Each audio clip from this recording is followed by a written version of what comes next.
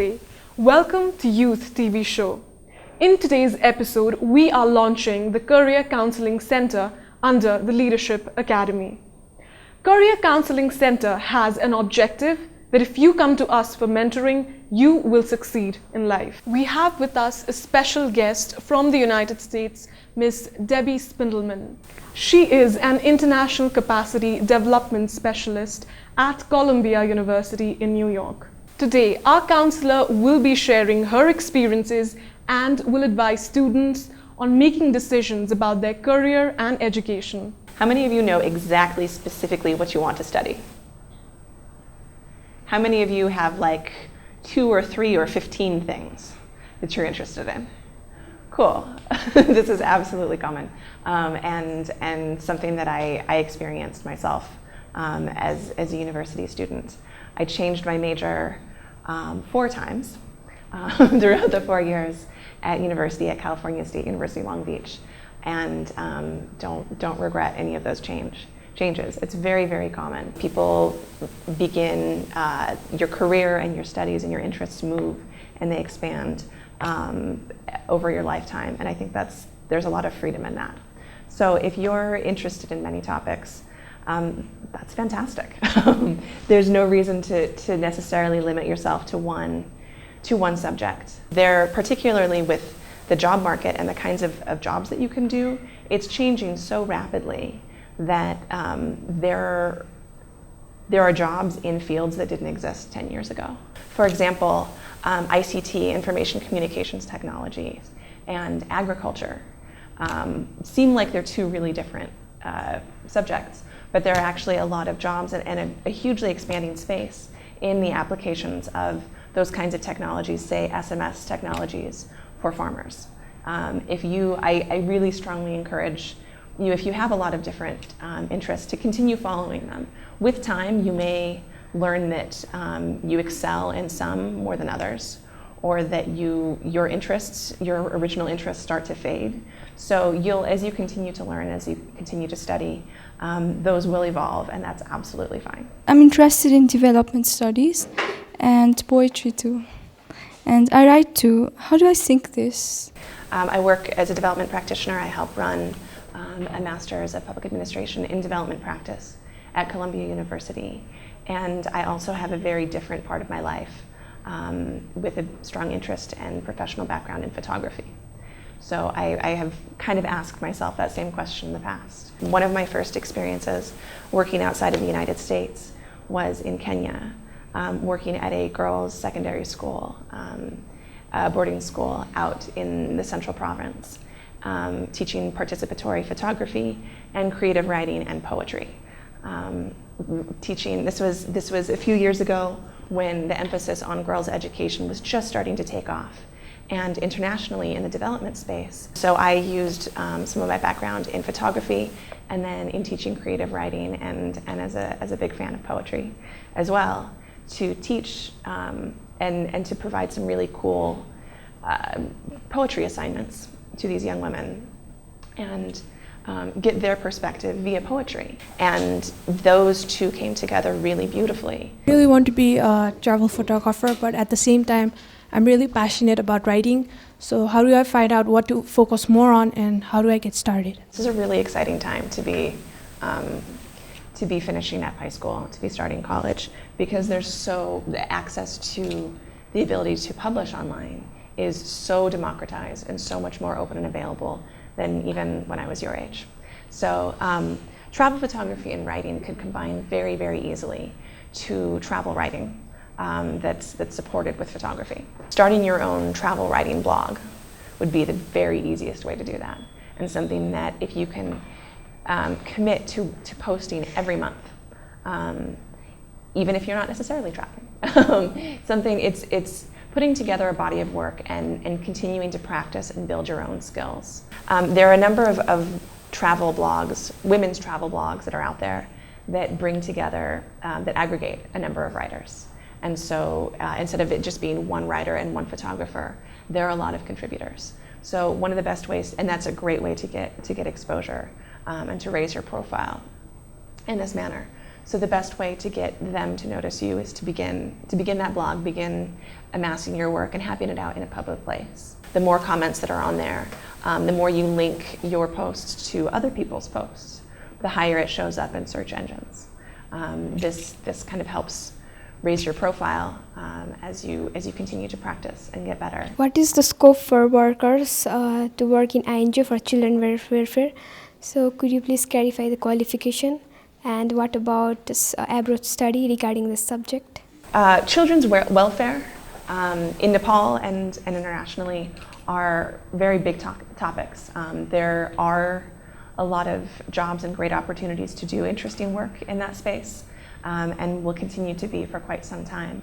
Many of the entry-level positions are those that a student could take on while they're still at university, during a gap between their years, during the summer or break, even to engage as a volunteer or as an intern. There are organizations that are willing to take you on temporarily, and so you can meet their staff and learn about their work and be able to put their name on your resume, which is really helpful because you're a student that you wouldn't have otherwise. So be sure to maximize the time that you have while you are in university. Once you've graduated, even with just a basic bachelor's degree, if you have focused on things like child development and the pieces of INGO administration that are so important, those are always needed.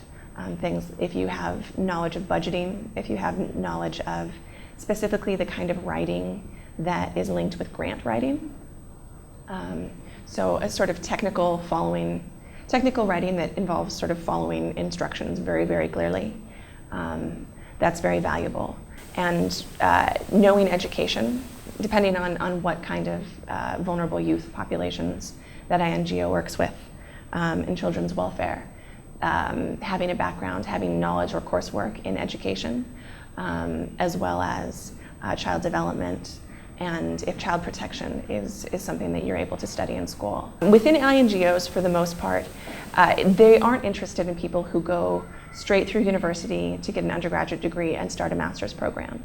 Even if you're taking a less paid or unpaid position part-time with an organization that you would really like to work with, that's really important. Many jobs, ask for 1 to 2 years of experience within the space, and that's kind of a catch-22 with INGOs, because every job expects you to have some experience, but no one is willing to take you on to get the experience, is how it feels sometimes. I was really frustrated by that, I remember. So if you can find ways to begin working as a volunteer part-time in your spare time with these organizations and within these lines of work, whether it's children's welfare, whether it's economic development, whether it's jobs, women's empowerment, it's really showing that you're willing to show up and do the work, really learn what they need, and continue doing that even if you're just starting out and you're volunteering a few hours a week and you're not getting paid, that counts as toward that 1 to 2 years of experience that they're asking for. So begin getting that on, begin taking on those experiences and those roles, and once you're in, finding ways, do your job, do the tasks that are expected of you and asked of you, certainly. But if you can show that you do that very well and that you're always available to answer more questions or take on more little side projects as are needed, INGOs always have more need than they have staff capacity, always. Is it possible to get into an Ivy League university while not having the best grades? Probably not, but there are ways to do it. So when I was a high school student, my grades were not terribly strong. They weren't terrible, but they weren't very, very strong. My test scores were very high, and I thought that could get me in to all the schools that I applied to. I was wrong, because that for me as an applicant, now that I'm on the admissions committee for Columbia's master's program, and now I know sort of what people are looking at. To have mediocre grades and very high test scores communicates that you are very smart, but not necessarily that disciplined, which was so true of me as a high school student. So of the universities that I applied to, I was only accepted into one. And I went, and I had a great time. And I worked really hard. I actually had significantly better grades during my undergraduate years than I did in high school. So I graduated with honors and from California State University, Long Beach, which is a state school in California. And then worked for a few years and then applied to an Ivy League school for graduate school and got into every single school I applied to. I got into Harvard, I got into Columbia, I got into Duke and NYU and Fletcher, Tufts. And that was really having those grades made a really big difference. Having experience, having strong, I continued to have strong test scores for my graduate entry exams as well. But showing that it really demonstrated that I was willing to do the work and sort of play by the rules, which in high school I didn't really want to do. And it made a really big difference. What are the job opportunities provided if I take international politics and study in my bachelor? There are a lot of people with advanced degrees in that space. The best way to sort of set yourself apart is because and this is true actually of many jobs and job markets, is there's not a lot of people looking to hire a generalist. People are looking to hire someone who offers special skill in a certain content or technical area.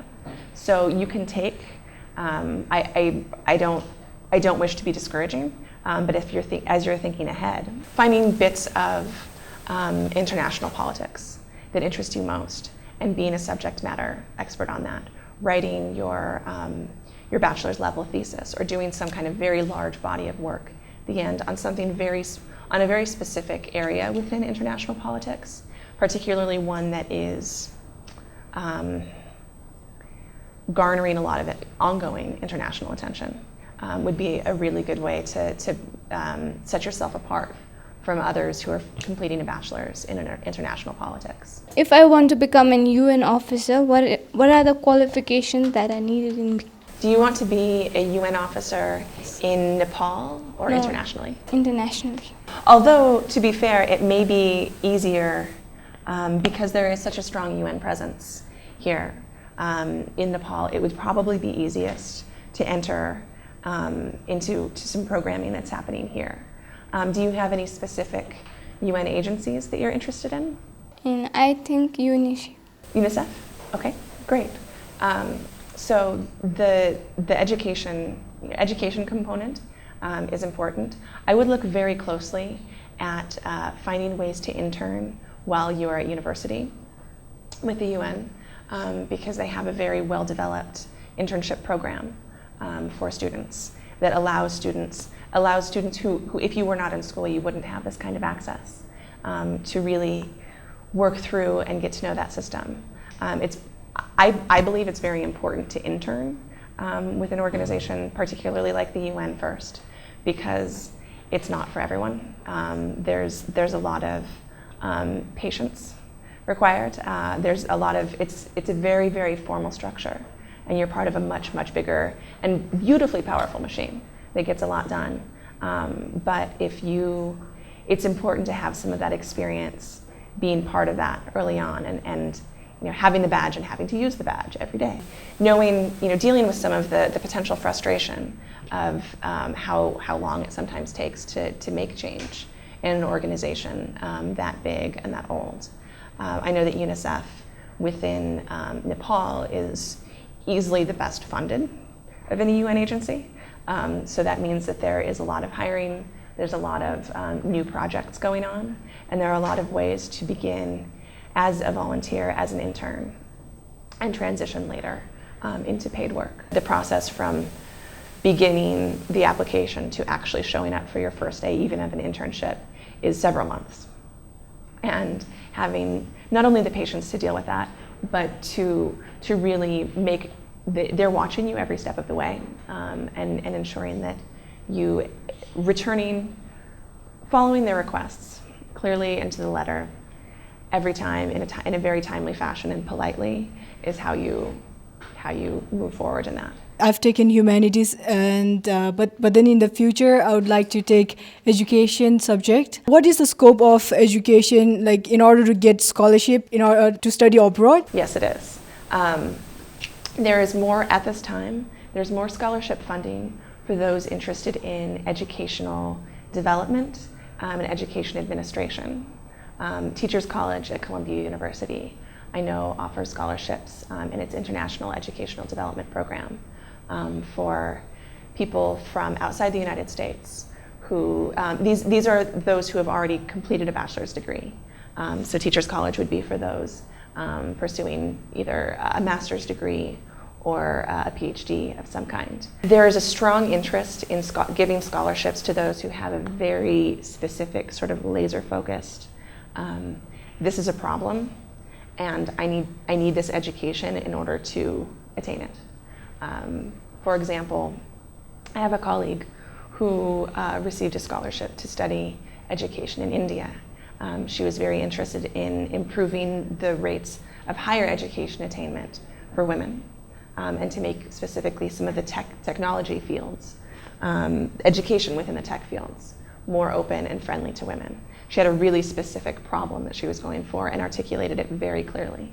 Because of that, she received funds and scholarships much more easily than someone who was applying and saying, I like education, I'm interested, and there's a lot of things that I'm interested in, and that may be the case, but particularly when you're requesting, when you're applying for funding in the United States, having a very explicit problem that you're working toward, and if you have a solution, that's great, and that's helpful, but if you have something very specific, this is the problem, this is why I'm uniquely situated to change it, and this is how but I can't do it without this education. Should we consider income as a part of deciding our career path, or is it just our interests that really matter? For example, in our country, if someone in Nepal wants to take up writing as their career, then they are not much encouraged because the earning is said to be low in that sector. So how do we make the decision? Yes, that is part of the equation. Figuring out how to do something that makes you, actually drew, as I was kind of putting together notes, I drew sort of a triangle of, life at the intersection of what you're good at, what you enjoy doing, and what pays your bills, because those are all things that drive each of us. There are a number of ways to think creatively about what it is that you want to do. For example, what I graduated with, what I had studied when I finished my undergraduate, was I had a bachelor's in sociocultural anthropology and a minor in women's studies. Those are the kinds of things that you study if you immediately go all the way through and do a master's degree and do a doctorate degree, and you don't try to work anywhere in there. There are no jobs really out there that are looking for someone with a bachelor's in anthropology. And so when I ended up choosing to not pursue a doctorate and go right into the workforce, all of a sudden I had to confront this. I had studied something that I was really passionate about. Thinking creatively about the skills that you get in whatever it is that you're studying is very important. So taking your example of writing, for many of us who dream of being a writer, the fantasy is to write these beautiful novels and that are published, and you're a novelist and you go on book tours, and all of that sounds really fun. There are a lot of ways to write, and there are a lot of ways to write in a manner that pays your bills. There's, of course, journalism writing. There's copywriting. There's writing for the business world. Many of my friends who are accomplished writers have a practice where every day they wake up and write for 15 minutes without thinking, and then they commit to writing, depending on their goal, 50 pages per week or 200 pages per week, and not even necessarily on something, but just to keep that practice moving. So if you can find an opportunity to write in a way that's not necessarily your very favorite creative writing, but that requires you to put a pen to paper every day. But if you're writing for someone else, you may have to change your own personal writing voice. If you're writing advertisement copy, for example, or marketing copy, you're still learning how to wordsmith. You're still learning how to use words to paint a picture in a different way. And the more you get to do that, particularly if you, and hold on to that dream of writing exactly the way that you want to. But how fabulous it is to get to spend a few years practicing and sharpening your writing skills in different ways, in ways that you maybe wouldn't have pushed yourself. An important piece of that is to know how to articulate what it is that you've studied, what it is that you want to do in ways that are valuable to others who are looking to fill some kind of job role. How to listen behind the answers and ask new questions. How to take the broader context into effect and think carefully about who I'm asking the questions of.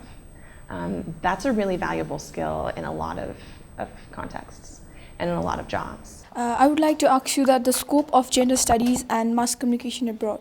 My favorite, I think the part of that field that is expanding by far the fastest is digital communications. And particularly blogging, website work. Mass communications internationally is happening faster and with more rapid content being developed online than it is anywhere else. And this is particularly within the field of gender studies. There are organizations like the Association for Women in International Development that are constantly looking for interns and for people to support their communications work. But writing for web, writing for blogs, and just any kind of web content is quite different than writing for an academic paper. It's faster, it's shorter, it's more concise, and it's actually for a lower reading level. In the United States, most web content writing is aimed for a 7th grader level. And sometimes if it's kind of a technical, semi-technical situation or a topic matter, or if their readers are supposed to have a little bit higher level of sophistication, it's maybe a 9th or 10th grader. So that means that you have to, so often when you're in a classroom, you're so used to writing and trying to make yourself sound as smart as possible, and as mature as possible, and as old as possible. And that's not what digital communications is about. Digital communications is making sure that that your writing is colorful, it's interesting, it's engaging, and it's not burying someone in a bunch of boring academic speak. And there's such an explosion of work going on there. And it's relatively easy to break into that world as well, because all you would need to do is send a few of your writing samples. A typical blog is, I want to say 500 words on average, which is much shorter than, I'm sure, plenty of your papers for school. But it needs to be flashy, or it needs to be sort of quick. It needs to be sharp. And if you have any skill or ability in photography, and not even necessarily creating photographs, but selecting photos from stock or from elsewhere, making sure that there's a visual component in there as well is critical for sort of this leading edge of mass communications. If you need counseling for further educational and career choices, feel free to visit Leadership Academy's Career Counseling Center, which is open for you every Wednesday and Sunday. For registration, you can call us at 01-4257-250. Our mobile number is 986-11-55900. You can email us at leadershipacademyktm@gmail.com or visit us at facebook.com/leadershipacademyktm. Thank you for watching. Namaste. It was a pleasure. Thank you so much, ladies.